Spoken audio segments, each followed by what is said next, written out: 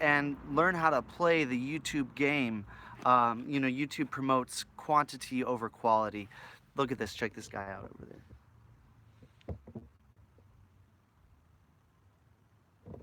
There's just a guy laying in his front yard. Right now I'm in Ironwood, Michigan. I'm on tour. What's up, everybody? I can see you. What's up, Taylor, County Cop Watch, and Calix? I see your comments. I can respond to you guys. We're gonna talk.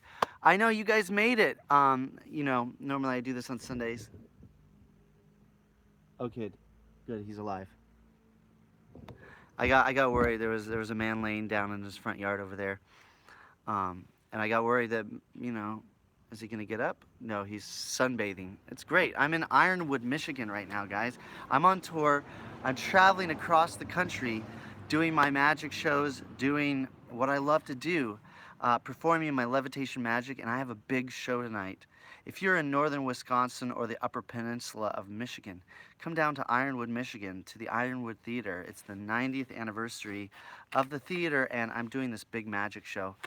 Oh, what's up? So I'm going to talk about what's wrong with America in 1 second. You know, at first traveling and going on tour feels really romantic. You know, you romanticize travel, but after 3 years of touring, actually 4 years of touring, it's gotten old. I've gotten over it. You know, it turns into a job. It's like you take anything that you love in life, and when you have to do it over and over again, 8 hours a day, it turns into a job regardless. You get tired of it, and it's really strange. Human society, employment culture, job culture, wants us to specialize. You know, they want us to be almost like assembly workers. It's like your assembly line where every single individual worker adds this little component, the next guy adds this little thing over and over and over again. You know, you get really good at doing this one task over and over and over again. You know, and you don't get to do other things. You don't get to experience other tasks. What's up, everybody?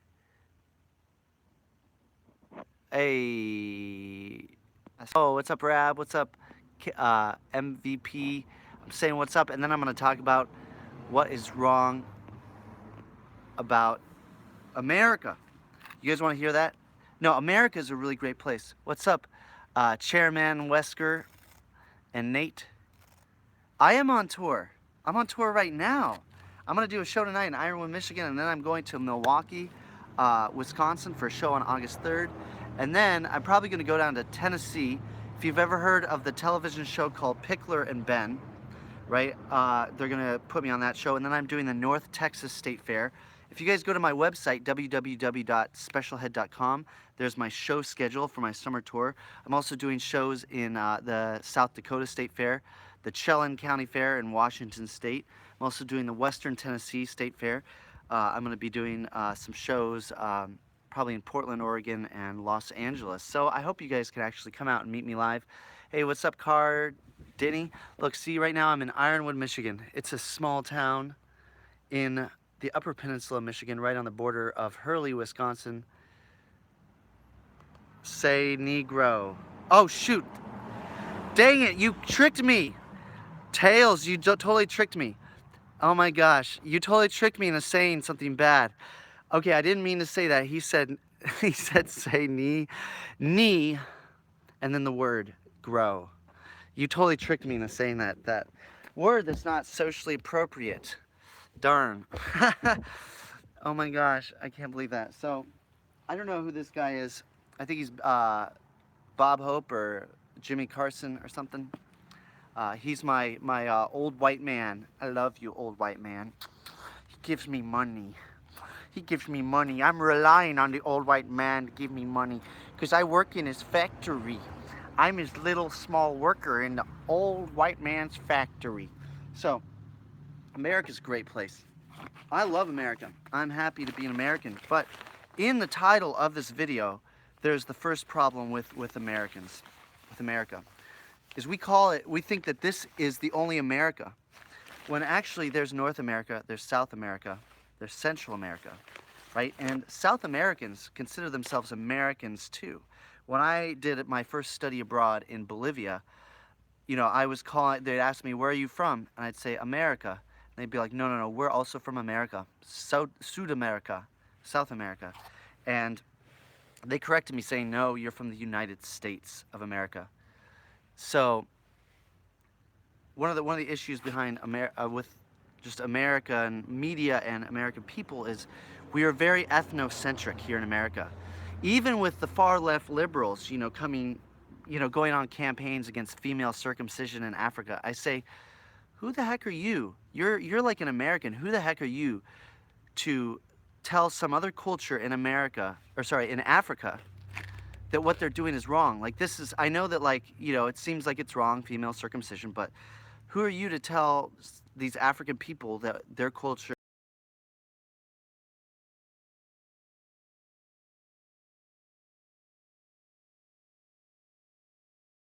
primaries? They knew, oh, and when I was in Kenya, they asked, who are you supporting, Obama or Hillary, right? They knew who was running our primaries, and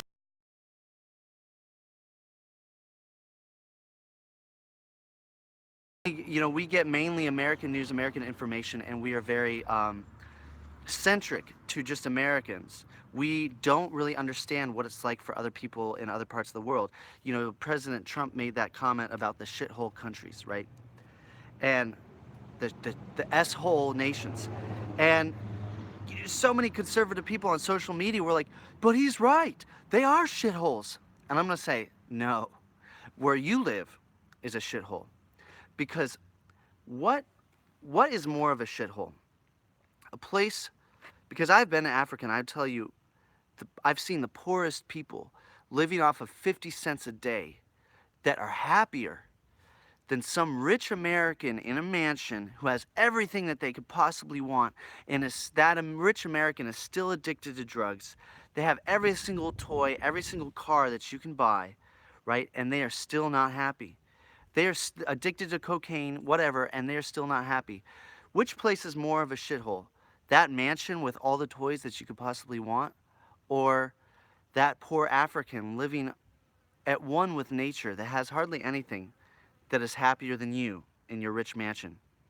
Oh, thank you. Thank you, preliminary. So anyways, yes, I am Guy. Yeah, Bernie was pretty awesome. So here's oh my gosh, is B Crumpy on here? Uh, anyways, I don't want to get too political. Let's just talk about corporations and some of the issues in America. If you guys have any questions, you can ask me. But the biggest thing wrong with American government isn't Trump. It's not Democrats. It's not Republicans. Trump is just a symptom of people feeling disenfranchised with the system, people feeling like they don't have a voice, and people realizing that there's corruption in the system. So they were willing to support a loud-mouthed egomaniac that was an outsider, a charismatic guy who was able to dumb it down so that people that don't understand government, politics, or corporations could relate to him. The common man could relate to USA, USA, USA. Lock her up, lock her up, lock her up, lock her up. Trump, Trump, Trump, Trump, Trump, Trump. Don't take my guns away. You better not, from my cold bare hands. You better not take my guns away. Which I actually think the Second Amendment was created with good intentions, because our forefathers realized that for the people to have the power, we needed to have the ability to overthrow a corrupt government. If the government ever became corrupt, the people needed to have the power to overthrow that. And hence why they realized that for the people to have the power, the people needed to have access to the firepower, to the guns. And that's the spirit of the Second Amendment. All right? So the biggest problem with American government, there's two actually big problems here. One is the corporations have too much power. They have too big of a voice. The corporations have a much bigger voice than, half of American citizens. If you take the Koch brothers, right? I would say that the Koch brothers, who are the owners of Standard Oil, conjoined, they have $120 billion together, right? Trump just gave them a tax cut that gave them an extra $20 billion, right? Extra $20 billion is what they had $100 billion, and they for some reason felt like they needed an extra 20 billion. The problem is corporate contributions and lobbying. This gives the corporations a much bigger voice than the people have, right? And because the politicians have to campaign and raise money to, convince you to vote for them, to manipulate you and to manipulate the media to vote for them, we're not being represented very well here in America, even though it's a representational democracy, right? These corporate contributors are able to, influence and twist the arms of the politicians. And even though Trump tried to claim, oh, I'm a billionaire, I'm rich, I'm, an outsider, he still got way more corporate contributions than he let on, than he actually lied about how much corporate contributions he was receiving. There was like shell companies that were, there to donate money into, special interest PACs. So I mean, even he is influenced by his corporate contributors, but I did think it was pretty funny how he called out the other politicians, the other Republicans, calling them out, saying, you guys are too afraid of the NRA. When all that was going on. The second thing wrong with American politics. Talk about Fortnite. See, that's the thing, is like we're all being distracted by video games and the Kardashians. The media is designed to distract you, and actually Donald Trump is the perfect distraction because he just says outrageous stuff. He says stuff that's borderline racist, sexist, bigoted. He fat shames women. He makes fun of retarded people. He gets everybody all huffy puffy. Oh my gosh, President Trump, said this. Part of the reason why Trump got elected was because people were tired of the PC movement. They were tired of the transgender, politically correct movement, making it so we couldn't laugh and enjoy life. So people were like, oh, Trump just says this outrageous, borderline racist stuff. I like that. He makes me feel less racist about myself. He makes me feel like I can just say whatever I want to. But in that, because the media goes into a frenzy every time Trump makes like a bigoted,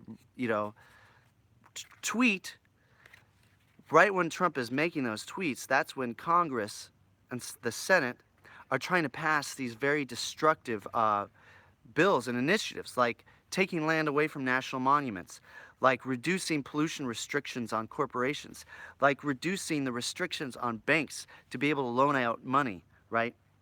Anybody that knows what's going on in finance knows that the same thing that the banks were doing, buying and selling loans that led to the recession in 2007, 2008, right?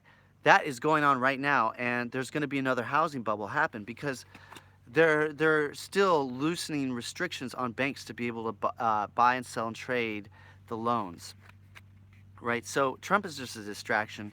The Baha'i Faith, which is what I was raised, that religion has elections for their administration, right? And they have forbidden campaigning. In the Baha'i Faith, you're not allowed to go out there and say, oh, vote for me, I'm a candidate, right? It's all by word of mouth and the community.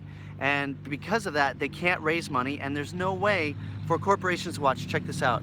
There's no way for corporations to get their hands on the government officials. This is how rural this place is.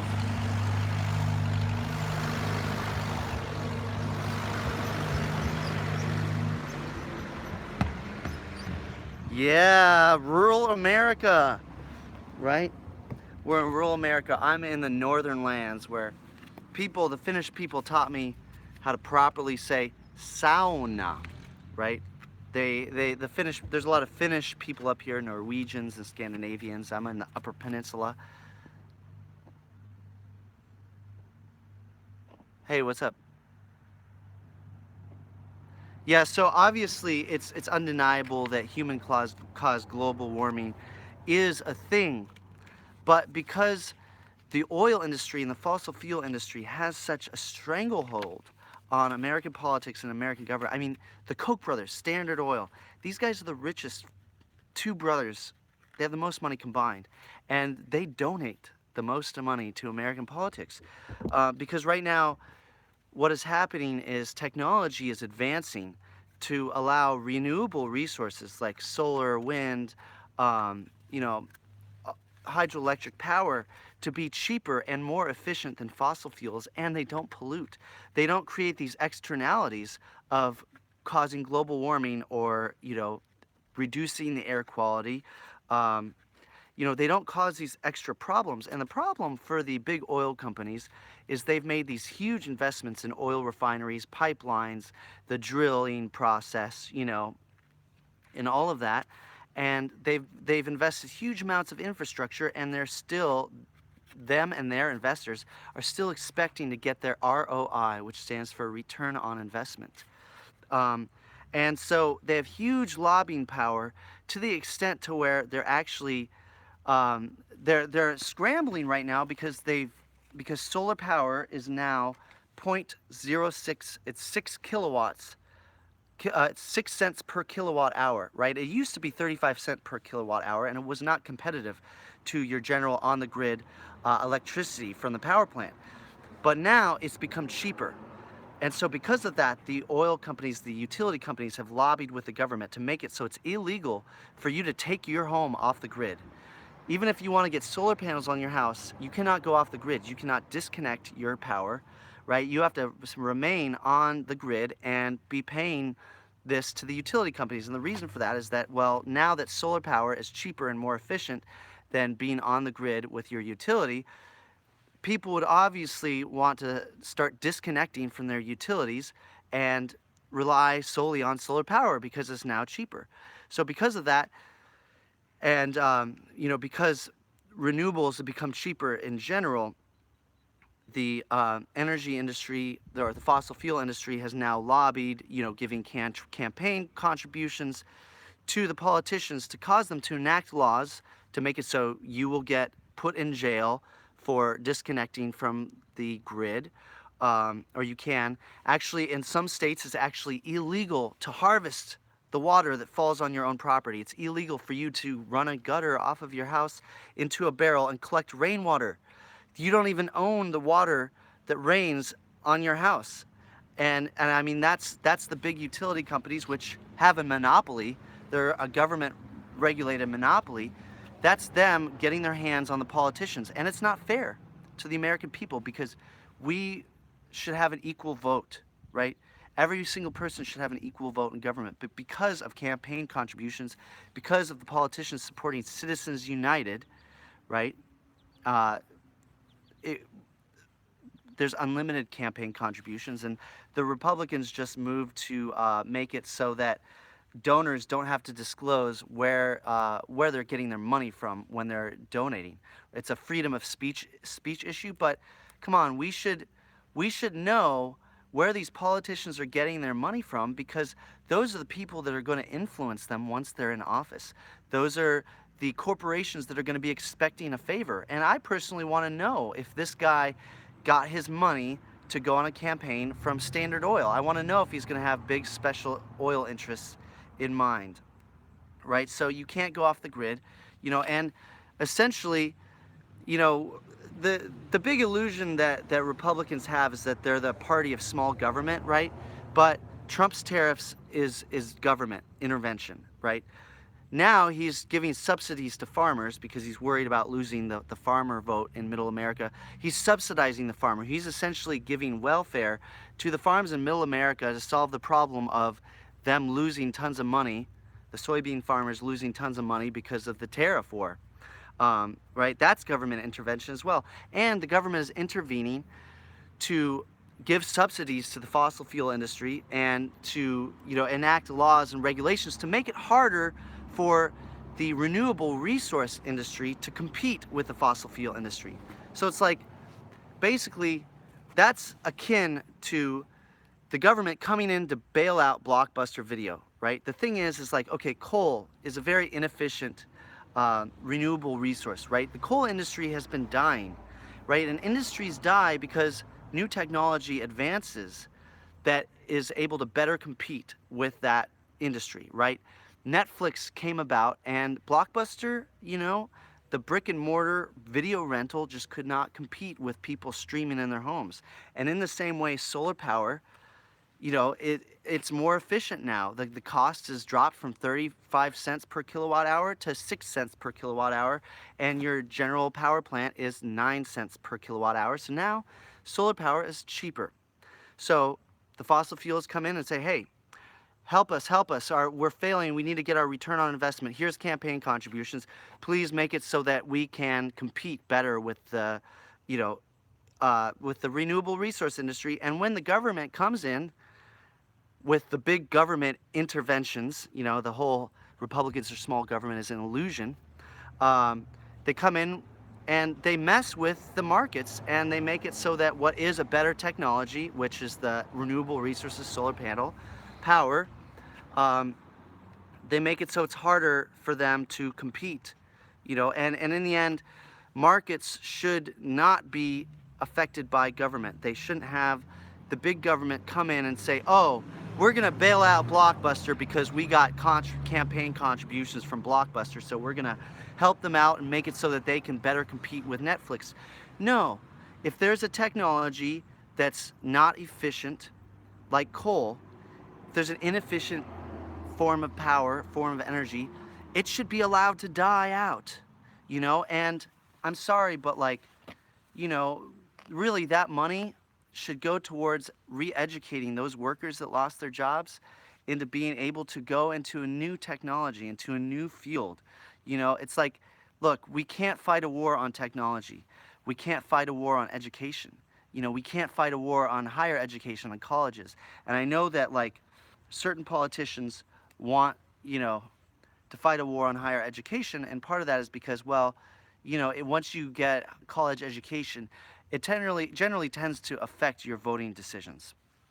The other thing wrong, and this is like what's wrong with the American politics right now, you know, Trump said that he was going to unite America, and really Trump, what he's done is he's united Britain and Germany to hating him, right? All across Europe and, you know, Asia, all over the world, they're laughing at us. They're embarrassed for us. They're laughing at Trump, and Trump has united other countries in their disdain for him more than he's united Americans. And there's a lot of people, you know, it's kind of like if you're from Cincinnati and you have that hometown pride for the Cincinnati Bengals, right? You're like, I love the Cincinnati Bengals. I gotta love them because I'm from Cincinnati. But in the end, your team always loses the Super Bowl, or they never make it to the Super Bowl. You know, they but it's like, well, you've been supporting the Bengals from the start. You know, you've been a Bengals fan because you're from Cincinnati. Even though your team always loses, it's really hard for you to like turn your back on them because you've loved them for years and years. You know, it's like, I always pose this question: what would it take for you to lose support for Trump? I mean, he's been caught in thousands of lies. You know, he said racist and bigoted things. You know, he's done so many blunders. You know, he's suggested having camps for Muslims. You know, he's done Muslim bans. He's separating children. I mean, essentially those FEMA camps, the Walmarts in Texas that they were converting to what they thought were FEMA camps. Everybody was like, oh my gosh, these Walmarts are FEMA camps. No, those were going to be camps for all of the illegal immigrants, right? So it's like, I don't know. The big problem, though, here is the powers that be, the big corporations, the Illuminati, and all of that. They figured out how to divide the American people in half, right? The two-party system is part of the problem. In a lot of other countries, they have 3 parties. They have 4 parties, political parties. And anybody that you know, people... And so the two-party system, it's divided people in half. See, this is divide and conquer. And when you divide people so much, you create a common enemy, right? Where the Republicans are like, damn Democrats, we need to eliminate all Democrats. And then I ask, well, what are you asking for? A one-party system like North Korea or in Russia? Is that what you want? A one-party system? No, at least with a two-party system, you have an opposing like ideology to question and keep the other party in check. But the problem with that is when you have the people completely divided, right, 50-50, then it's even hard. You polarize people and you create extremism. That breeds extremism. And here's the interesting thing about politics is the two-party system has actually created a division amongst the rebels, right? The people that think that there's a problem with the government. You see people right in the middle, in the centrist, the Hillary Clinton. Hillary Clinton is not a Democrat or a Republican. She was a centrist, right? Middle of the road. And the whole Democratic Party and the Republican Party has been pulled to the right. Look at this guy right here. Here he comes. This is all American right here. This guy is from Iowa. He's from the farmlands of Iowa. I'm doing a live stream. This guy's from the farmlands of Iowa. He was a sniper in the Marines, right here. Hi, America. He's a sniper in America. And what do you think of Trump? Oh boy. Fuck Trump, right? Ew, ew. He says ew. This is an all-American Marine. Did you fight? Were you in one of the wars? Where are you stationed at? This guy, he's a friend of mine. I'm actually staying right here. Look, they got snowshoes on the wall. You know, and there's snipers that work for the Marines, drive motorcycles that hate Trump as well. But aside from that, here's the thing. On the political spectrum, right? They create the political spectrum. Oh shoot, I'm gonna go in here. Better internet connection. How's that look? Here's the thing I'm going to tell you. Okay, the political spectrum should not be considered a spectrum. It should be considered a circle, right? Because here's what happens. When people get super, super liberal or super, super right-wing, they become rebels. Both liberals and far right-wingers, libertarians or whatever, don't like government. They don't like the government. Right? They don't want to have the government telling them what to do.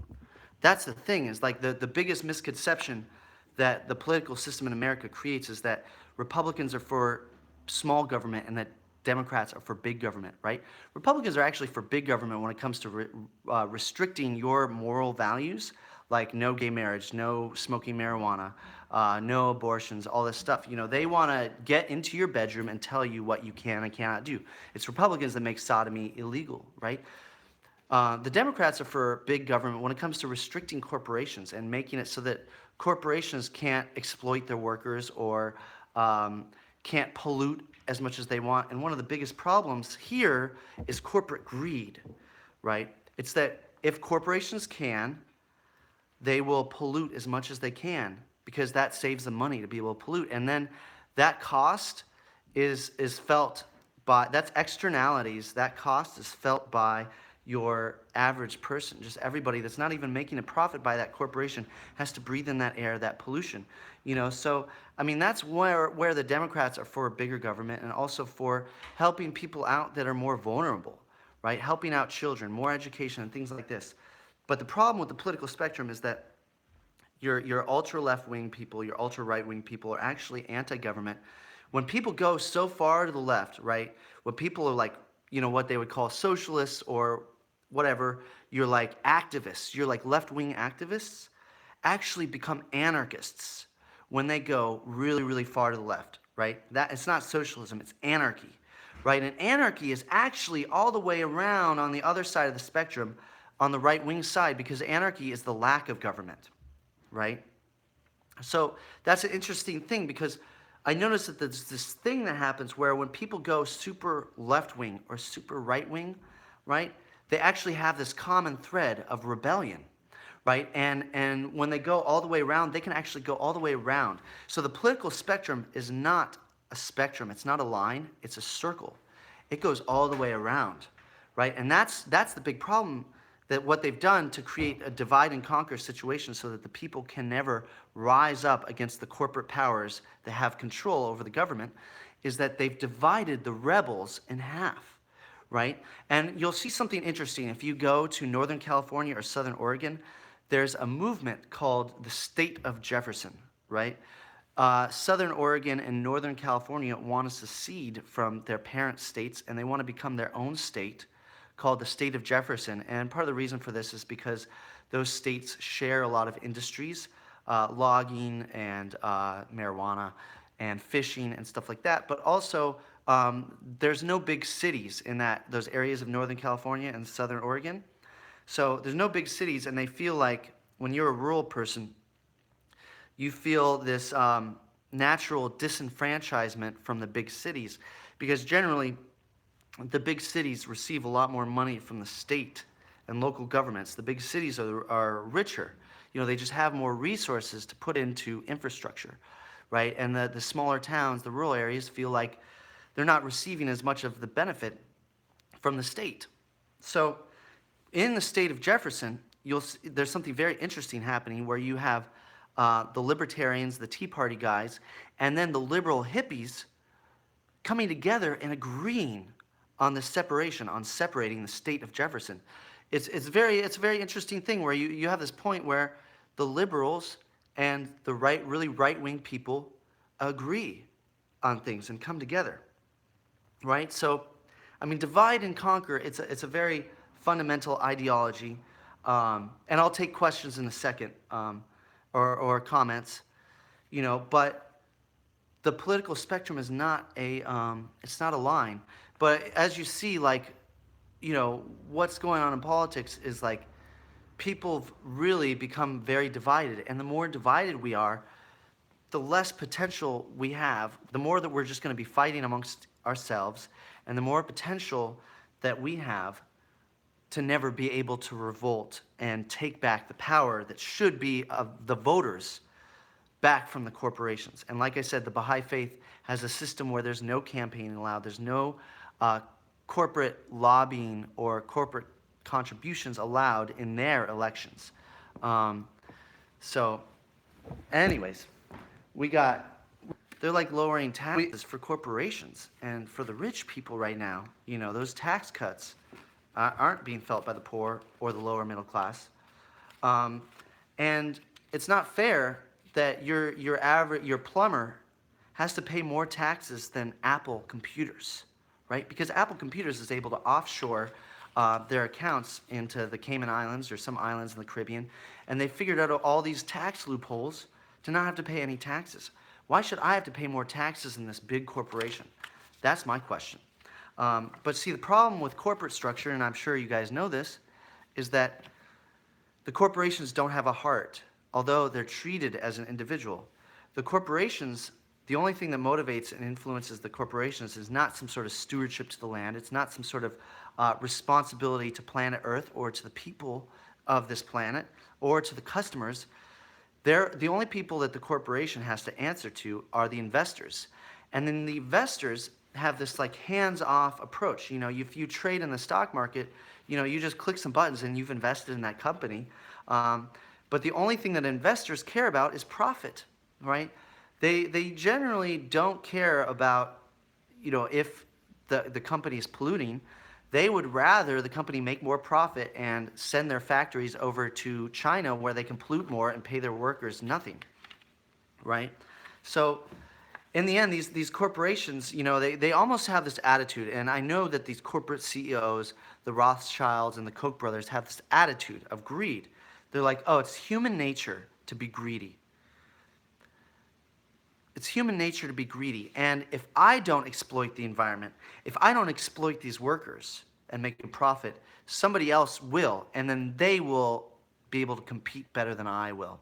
Right? So that's the corporate attitude, right? Is like, well, that's how they justify doing wrong and being greedy and harming the world, is that, well, if I don't do this, somebody else will. And the thing that really scares me about the Koch brothers and how they're fighting a war on renewable resources, there's all this media and propaganda going out. Oh, the straws in California. I'll tell you about the straw ban in California, and they're saying it's straws ending up in landfill, right? They spin this propaganda, and I'm telling you, it's the Koch brothers, it's the plastic industry. You have to know where the money's coming from, and that's the biggest problem with this last bill that passed that made it so that corporate political donors can hide who they are, is that I want to know where this money is coming from. But they're doing this campaign against, banning straws. And they never mention the real reason why they're banning straws. The reason why they're banning straws is because the straws, not because of landfills, but because the straws end up in the ocean. And straws are the #1 piece of plastic that ends up in the nostrils, in the throats of these sea creatures, of seals and whales, right? They're pulling straws out of the blowholes of whales. And whales have shown up on beaches dying, right? They're finding just loads of plastic in the stomachs of these whales. And I'm telling you, they're having to pull, they're seeing distressed sea lions, and they're having to come sedate the sea lions and pull a straw out of the sea lion's nose. And it's because straws are that perfect size where they're able to get lodged into the frickin' nose of a sea lion. And that's what all this propaganda that you're seeing is leaving out of the story, right? And they're exaggerating how much the fines are. They're exaggerating what the jail time is. It's all propaganda, and you need to realize when you're watching Fox News, you need to have like that propaganda spin radar on to know when you're getting your leg pulled by corporate sponsored media and these big multinational companies. You know, I think General Electric owns ABC, Standard Oil I think owns one of the other ones. So these big media companies are all being owned by these other bigger companies that produce the products that we all love to buy at Walmart. You know, so it's corporate greed. You know, if somebody else doesn't pollute, if I don't pollute, then somebody else will. You know, and that's the justification. Oh, if I don't steal this, somebody else will. You know, it's like how in New Orleans, it's like stealing is such an issue. You know, you can't leave anything on the ground for a second in New Orleans. And it's because, well, there's such a precedent made to just steal that even like the hipsters, even the college students, if you leave something on the ground, they'll be like, well, that bike was on the ground. It was fair game. If somebody else doesn't take it, or if I don't take it, somebody else will. Yeah.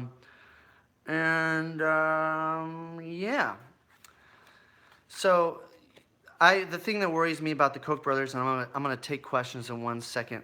You know, there's a lot of racism in America, and we're seeing that, you know, Trump is really making the racists feel like they have a soapbox to stand on.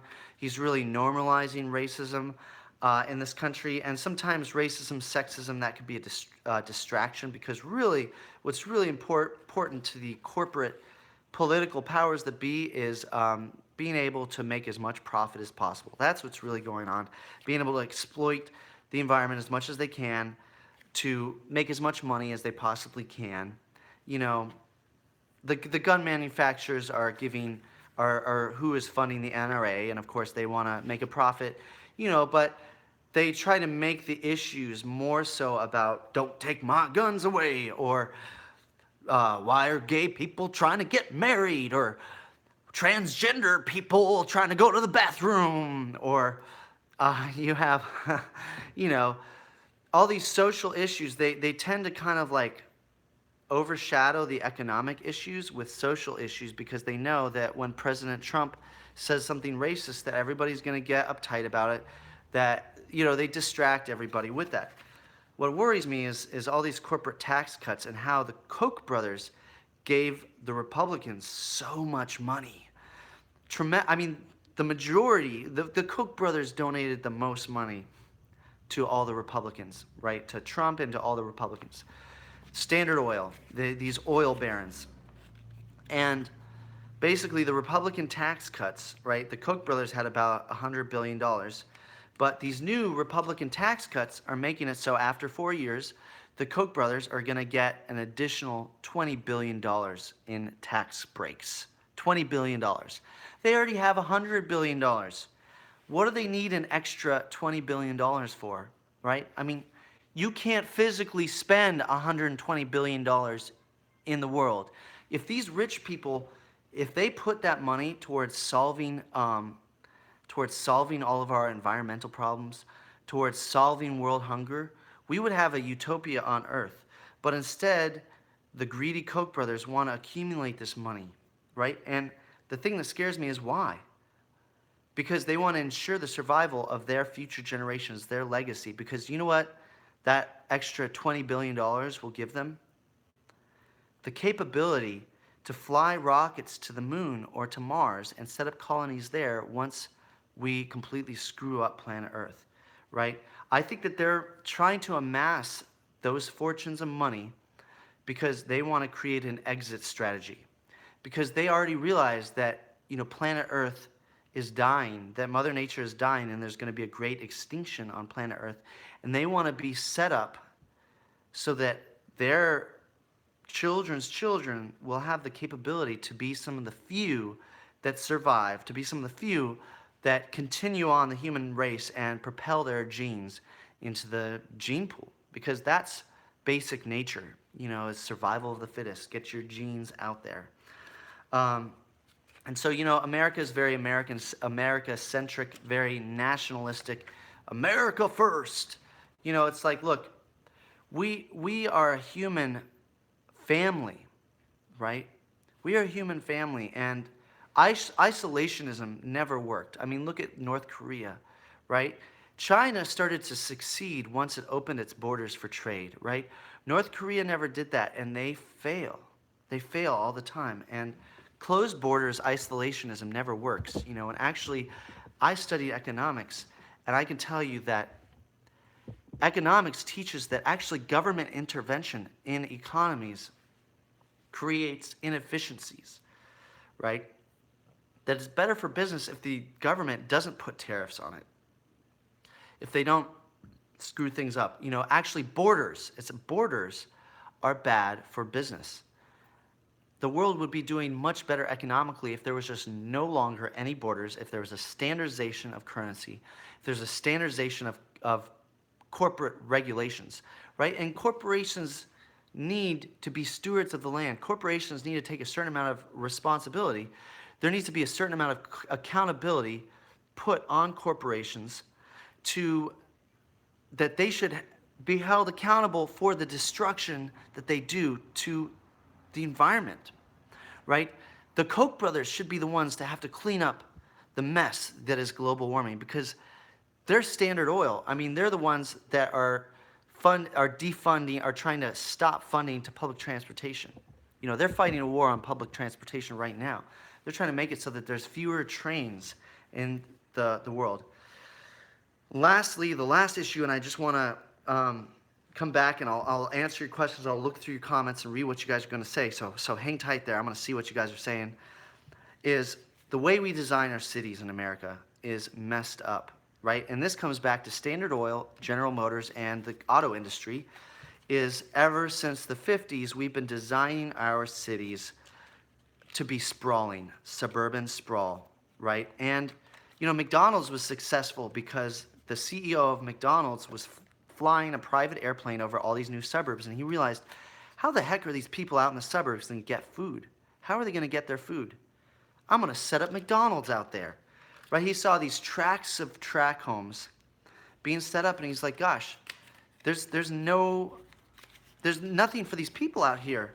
They're like buying up this farmland and building houses on them, and there's nothing out there. So if you live in the suburbs, you know that you have to have a car. You cannot survive in the suburbs without a car. If you want to take what little public transportation there is out there, you're going to be commuting 4 hours a day to get to work, right? And who wants to be spending half their time just in transit, waiting for a bus? But these sprawling suburbs place the garage as the most prominent feature of the house in the front, right? The cars are happy, right? It's a society designed around the automobile. It's not pedestrian friendly, and you can't walk to your store. You can't walk to a store in the suburbs. Everybody's stuck in their car driving to work, and this creates frustration when we're stuck in traffic. This creates a deficiency in socializing because everybody is spread out really far apart from each other. So we're living in our living rooms, we're living watching TV, right? We're just glued to our television, being influenced by that glowing box. And the older you get, the more TV you watch, and the more you become indoctrinated into how to be lied to and how to be manipulated by the media. So the suburban sprawl, this was propelled by the auto industry and by the big oil companies because they wanted to make more profit. They lobbied the city planners, but also what they did was they dismantled. General Motors created a proxy company that bought up all the metro lines, all the trolley systems in many American cities, in Los Angeles and San Francisco, many American cities, and then they dismantled them, right? They destroyed public transportation. They bought the public transit companies and then they destroyed them in order to encourage people to buy more cars and rely on the automobile instead of public transit. Having lived in New York City, I can tell you that New York City is amazing, right? Yeah, sure, it feels cramped sometimes, but people are so well socialized in New York because people are constantly having human interactions with other humans. You're constantly on the train, walking from the train to your work, to your house, passing by people you know. You have more opportunities to meet the people that live in your neighborhood. You have more opportunities to just run into your friends on the train. Because of that, you're able to make friends easier, and you're better socialized. See, in Los Angeles, they don't have a good public transportation system. Everybody's stuck in their cars, getting grumpy, getting pissed that they're in traffic. And when you see other drivers, you don't see the driver, you see the car, right? You don't have that face-to-face human interaction. And that's where road rage comes in, right? Is that people are getting pissed. Somebody cut me off, and they don't see that human face, to have that human face-to-face interaction, the nonverbal cues. They just see a car, which looks kind of like a robot, right? So in LA, the attitude when a stranger comes and talks to you on the street is, oh my God, a stranger is actually talking to me. What am I supposed to do? Whereas in New York, when a stranger talks to you, they're like, okay, we're having a conversation here. They're like, okay, we're going to talk. And in general, people are actually very, very friendly in New York City. It's not the cold-hearted place that you would imagine. I actually think that people are way more friendly in New York. And the blue-collar people in New York are a lot happier and a lot nicer because they're so proud to be living in New York. They're like, we're New Yorkers. I love this city. They're happy to be there. And part of the other thing is that in LA, because of Hollywood and the media, the poor people, the blue-collar people are constantly being barraged by images of the famous celebrities and by the people who are the haves that have stuff. Constantly being barraged by what they don't have and being reminded that you're a poor person.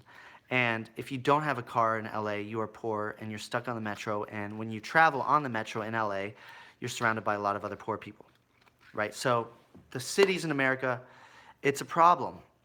In Europe, the cities are compact as well. I'm a proponent of compact mixed use, and zoning laws suck as well. And now I'm going to take some questions from you guys.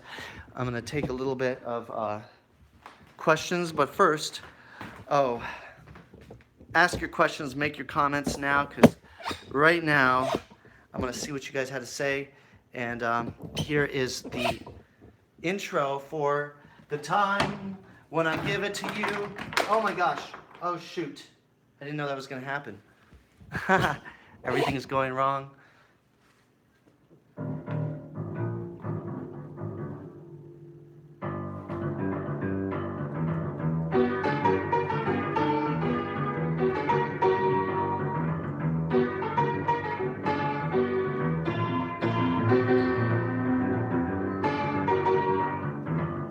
Okay, I just made a mess. I'm gonna have to clean that up in a second. And I'm so happy for all of you guys who stuck around. And now I'm gonna read through what you guys said. Oh wait, let's see. Oh my gosh, he's going into my room. Hey, what's up, Sugar Pie? Super Pie. That's a cool name. Okay, so yeah, if you're up here, Ironwood, Michigan, I'm doing a show tonight at the Ironwood Theater. Okay, now I'm gonna see what you guys said. Look at Italy, it's like, look at France, but not as much. Look, you're always gonna find bad things in places, but I'm telling you, some of those systems, the systems that they have over there, they do good, and America's a great place. America is really, really awesome and amazing. Don't get me wrong. The American a lot of other democracies, representational democracies, have been modeled after America. We were the first ones to create this system, the system of checks and balances. I have faith in America. David Shields says Saudis are the richest. Cara Denny says BS.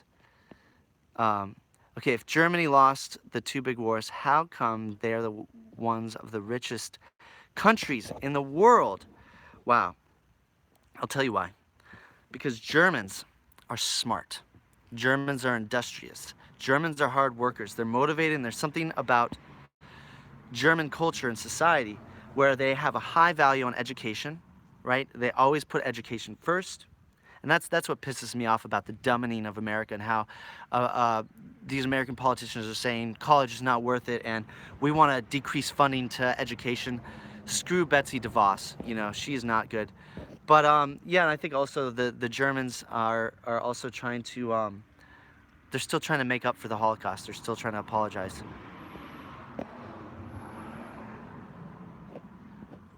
Okay, so let's see, what else do people say? I'm just answering questions, okay? Oh, Malachi Norris, I remember you. They said there is evidence that FDR knew of the attack before it happened. He wanted to get the war. Oh, why? Why does it do that? I want to stay on the comment. I don't know. She said something about FDR disappeared. Make me live in an open prison. Money is a tool of damnation. Well, it can be. Depends on how it's used.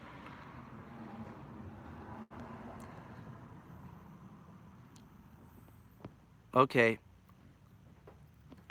We got some opinions here, a lot of opinions. Denny says, I went on holidays to the USA. I couldn't believe the racism there, aka black versus white. Yeah, I know. There's a lot of racism here. It's really crazy. You know, racism is a social disease, and I think that part of the problem actually is that people are not willing to admit that they're racist. You know, every single person suffers from a little bit of racism, right? We all have a little bit in our heart. I mean, it affects us all. We all have prejudice. It's human nature to have prejudice, and the sooner we can admit that there's a social disease that affects us all, that we are all a little bit racist, some people more than others, the sooner we can address the problem. Because look at this all-American man.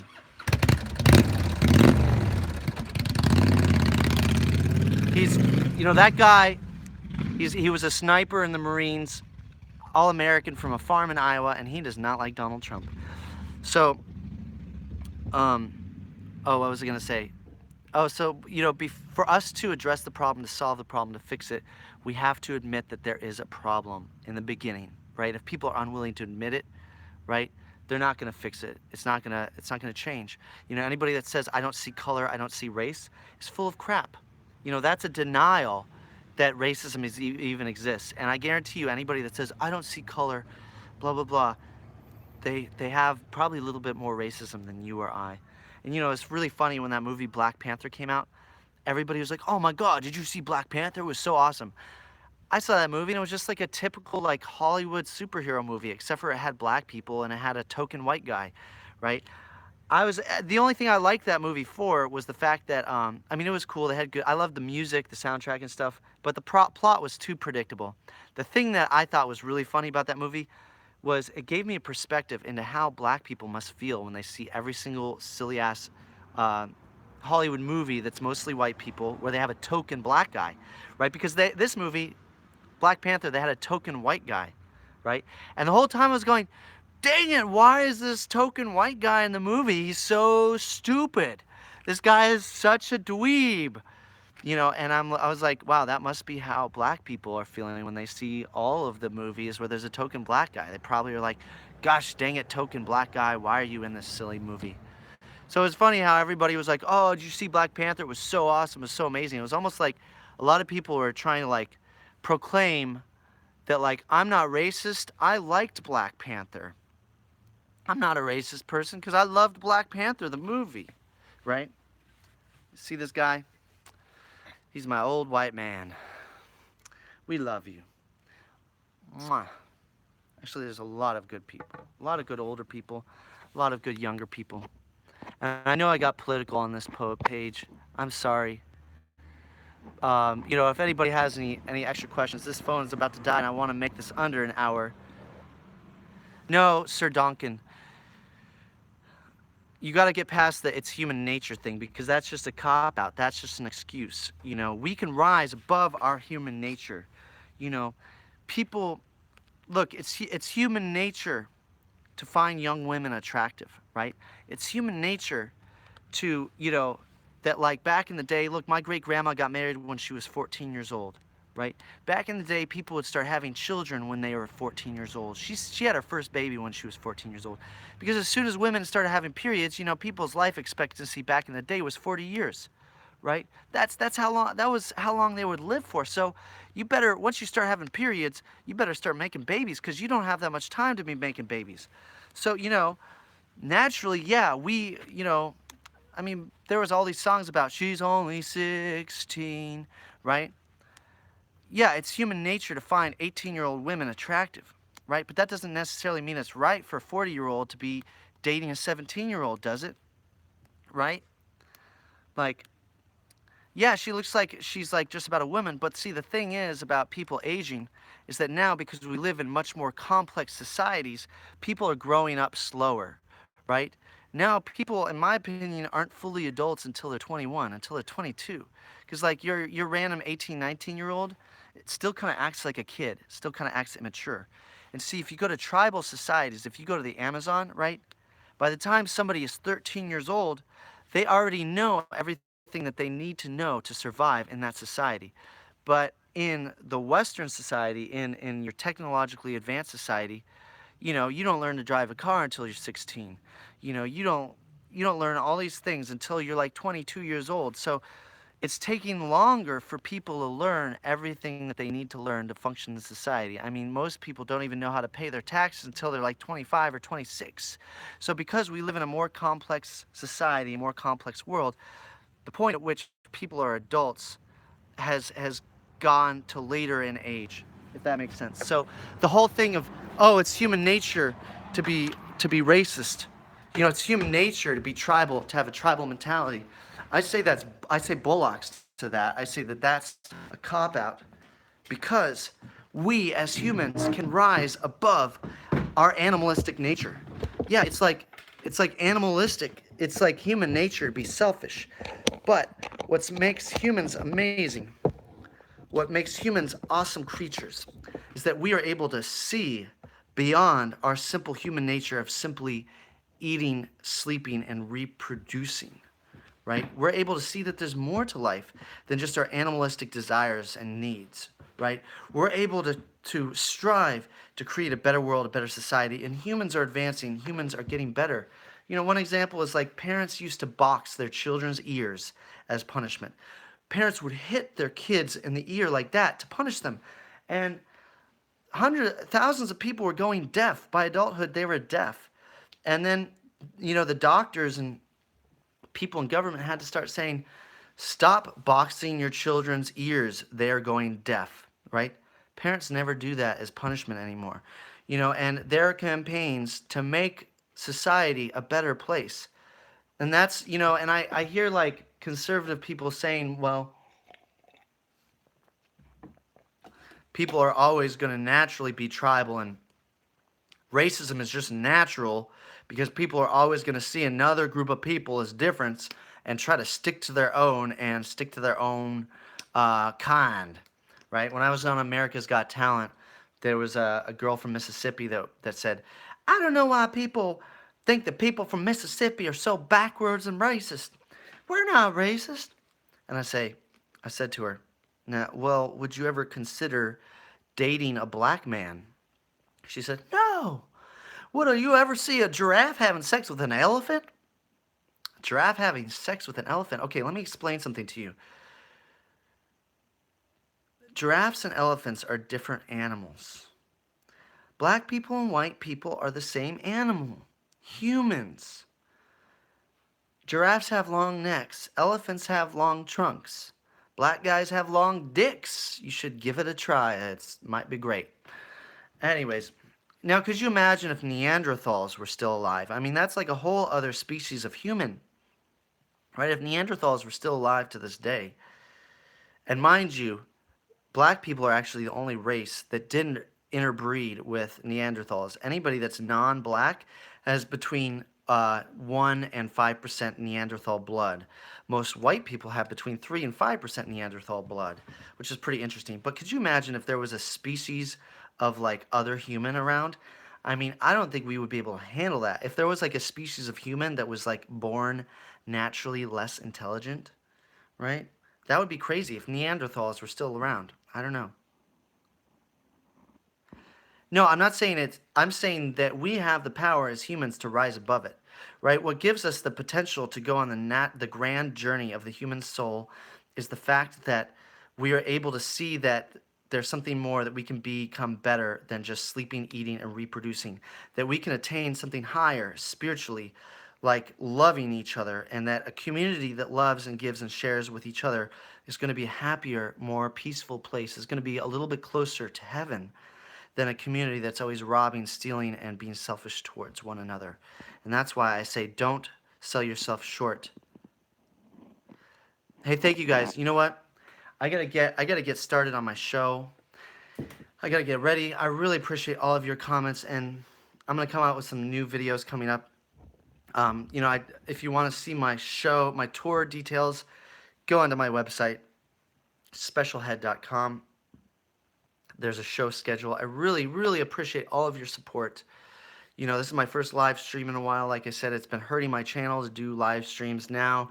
Fewer people are seeing my videos because, well, the live streams hurt it. But, I really, really appreciate all of you guys. Oh, yeah, Mr. Luis Fine. I know that there's other supporters in France.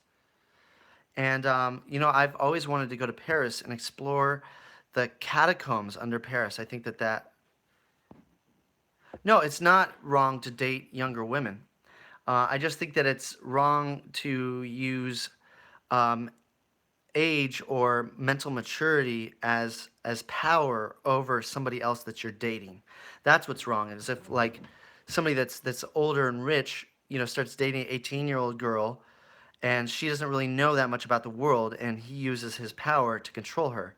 That's when it becomes wrong. Yes, I have a show tonight, and I have to get ready. I love all of you guys, man. You guys are so awesome. I really appreciate you guys, and this is why I loved doing the live streams, because I loved having like the closest thing to a real connection to all of you guys. I've actually like met up with some of my fans, like B Crumpety was on here, and I met up with him. I stayed with him, and I have some of the fans with the biggest hearts.